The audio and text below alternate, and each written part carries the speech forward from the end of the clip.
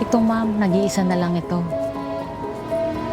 Pang-araw-araw po ba na panalangin, ma'am? Hindi.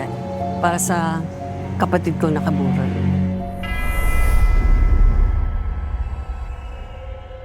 Santo, Santo, Santo.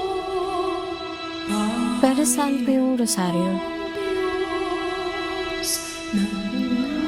Kailangan may hawak na rosaryo ang patay para maging gabay niya sa pag-akyat sa langit.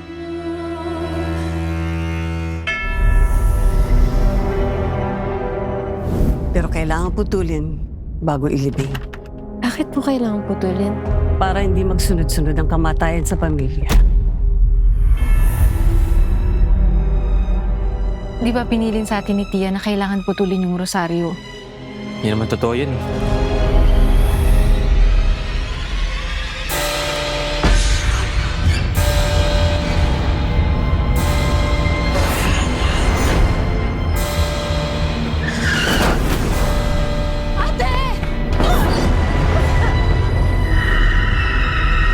Ibig sabihin, ang rosaryo ang nagbibigay ng sumpa sa pamilya namin.